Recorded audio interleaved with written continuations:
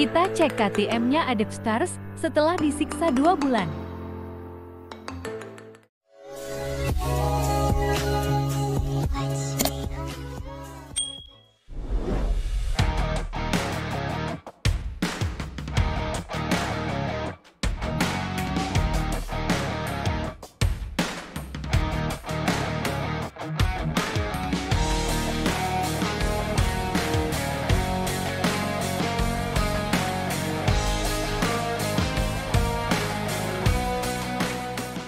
Halo semuanya, balik lagi di channel saya. Kita kali ini mau repair KTM buatan Adivi Stars yang udah saya pakai kurang lebih 2 bulan ya. Udah dipakai-pakai ke jalur, kadang juga di jalan lintas gitu. Nah, kita ikutin dulu videonya guys. Yo. Nah, kita mulai dari mekaniknya guys ya. Ini mekanik andalan ini guys, namanya Rio.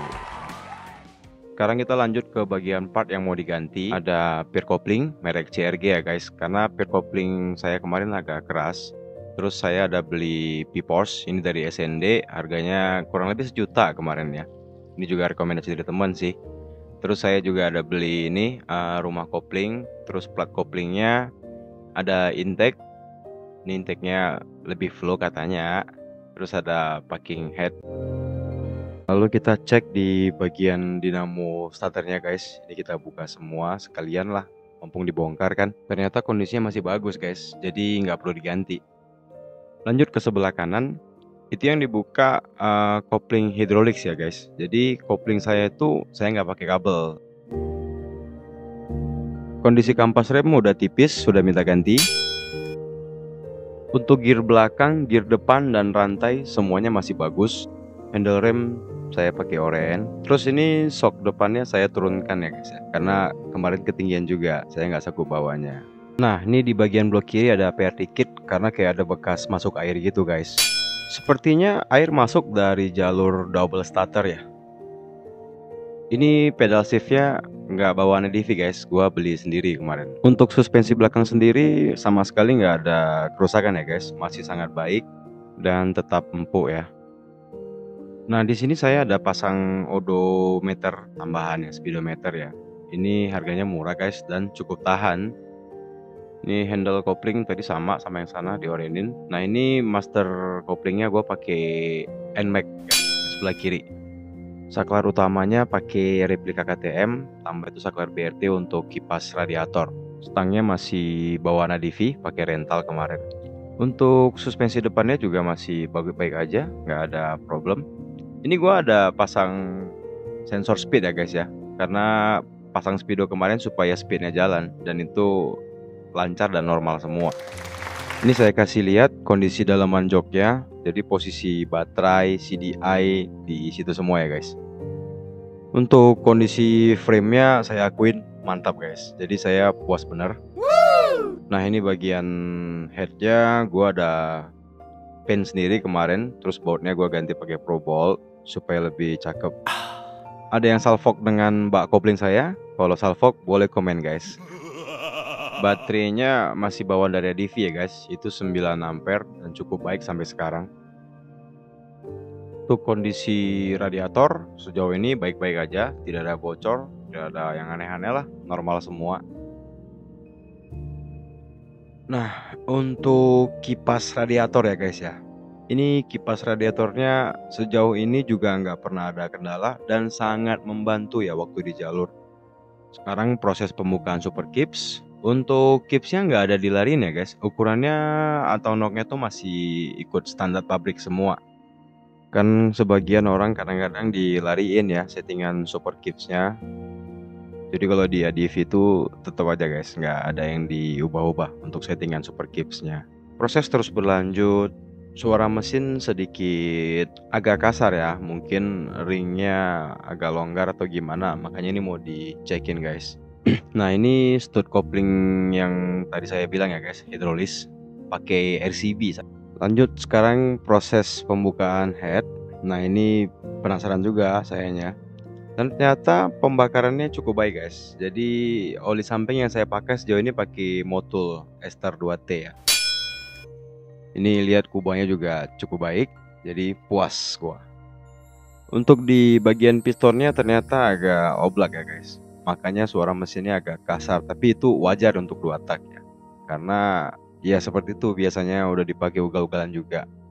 Untuk headnya normal, pembakaran busi juga baik. Kalian bisa juga lihat di dalam video ini. Ini bagian yang cukup vital ya guys. Jadi packing head Ninja ini cukup vital fungsinya, karena kalau ada kebocoran air radiator itu bisa masuk ke dalam piston, dan sebaliknya kompres dari piston bisa mentul ke radiator. Karena nggak mau berisiko, gua ganti aja pakai bahan tembaga. Harusnya lebih baik sih. Jadi untuk piston dan ringnya sementara gua nggak ganti dulu ya guys, karena menurut gua itu masih wajar lah gitu. Nah, untuk di bagian bak koplingnya sudah dibuka, dalamannya baik-baik aja harusnya semuanya. Cuman saya tetap mau ganti ini rumah kopling sama plat koplingnya, dan juga pair kopling ya. Untuk bagian bak koplingnya semua normal dan tidak ada yang diubah-ubah. Termasuk packing juga masih baik. Kita sekarang buka di bagian rumah kopling. Ini jelas dibuka ya guys, karena mau cek kampas kopling, plat kopling, pairnya juga mau diganti, dan rumah koplingnya rusak nggak rusak saya ganti karena udah sempat beli. Nah, ternyata tutup rumah koplingnya benar-benar udah termakan guys. Kalian bisa lihat itu udah kayak marit gitulah. Ini kita buka kampasnya. Kalau kampasnya terlihat masih baik-baik aja, semuanya tuh masih tebal dan nggak ada gosong. Harusnya masih menggigit dan jos. Cuman plat koplingnya kita bisa lihat itu mulai agak hitam ya guys ya. Nah, ternyata rumah koplingnya itu agak termakan juga ya guys. Jadi pas sih yang kita beli itu mau dipakein semua. Nah, sekarang rumah kopling yang baru udah terpasang, kita pasang lagi semuanya. Jadi di arah sebelah kanan ya, bak kopling itu sebenarnya yang aus itu cuman rumah kopling sama tutup kopling ya guys. Kita nggak tahu tuh kan mesin bulat dari ADV itu. Entah memang dari mesin bulat itu mereka belum ada ganti baru untuk rumah dan tutup koplingnya, atau sudah diganti sama ADV tapi kembali termakan. Kita nggak tahu lah. Terus ini kita pasang plat kopling yang baru, karena plat kopling itu udah agak gosong yang lama tadi ya. Kita sama-sama lihat, lalu kita pasang pair kopling yang baru. Sebenarnya juga pair kopling ini bukan udah lemah atau gimana ya guys, karena saya ngerasa pairnya itu terlalu keras. Bahkan saya udah pakai kopling rolik juga masih terasa berat. Jadi kemarin pas saya pakai itu agak terasa ya guys, terasa kayak agak narik gitu waktu di putaran RPM tinggi. Itu sekitar sebulan saya pakai ya. Jadi saya feeling beli beberapa part yang susah cari di sini. Kalau kampas kopling kenapa nggak saya beli? Karena kalaupun tadi itu tipis, kita bisa beli di sini gampang pakai Ninja atau pakai Scorpio kan. Karena daerah saya itu agak jauh dari kota besar ya guys. Sekarang kita bahas masalah kopling hydraulic ya guys. Jadi teman-teman yang mau pasang kopling hydraulic tapi takut ada trouble atau gimana, sejauh pengalaman saya pasang itu nggak pernah ada masalah ya guys di jalur. Kalian bisa ikutin produk yang saya pakai. Untuk stud master bawahnya itu saya pakai RCB, master atasnya saya pakai original NMAX. Ini untuk bagian packingnya saya pakein yang tembaga, tebalnya 0,5 kemarin. Jadi kayaknya kompresnya agak turun dikit sini guys. Tapi harusnya nggak gitu ngaruh sih, karena beda dikit aja. Karena pakai packing tembaga, kita nggak perlu pakai lem lagi guys. Nah, ini intake-nya sayang banget ya guys. Ini nggak bisa kepasang. Salah beli sih kayaknya. Jadi dia pokoknya nggak bisa kepasang guys. Saya juga agak kecewa sebenarnya. Tapi ya gimana, inilah resikonya.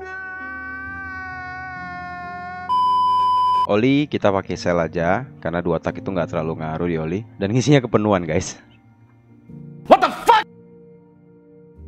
Intake-nya terpaksa pakai yang lama ya guys. Yang lama juga belum rusak sih.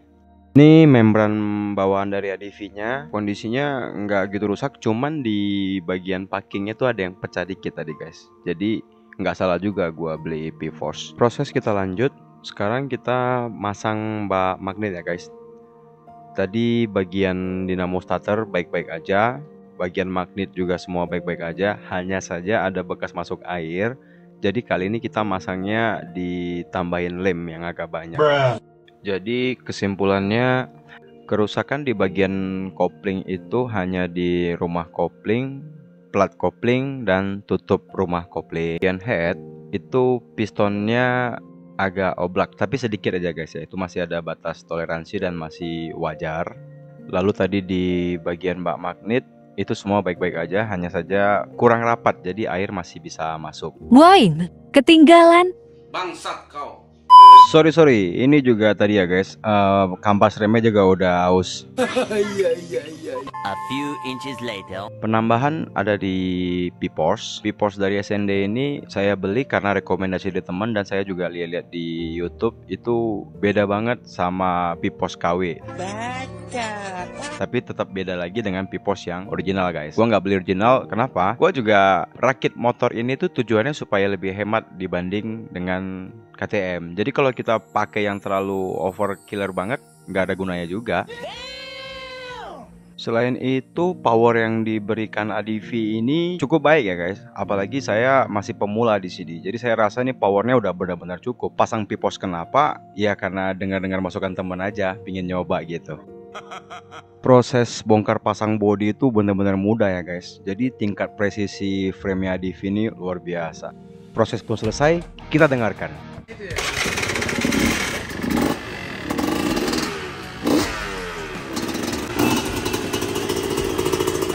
Ini suara knalpotnya juga berubah guys. Cuman bukan salah ADV sih. Saya kemarin komplain di Norifumi dan mereka suruh gua ganti glass wall.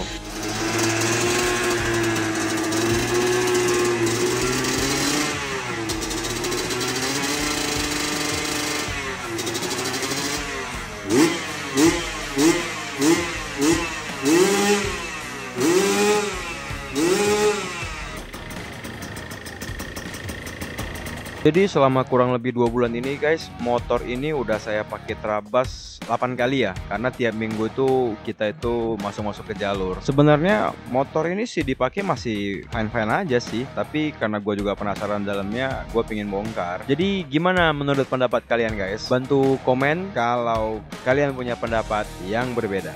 Thank you.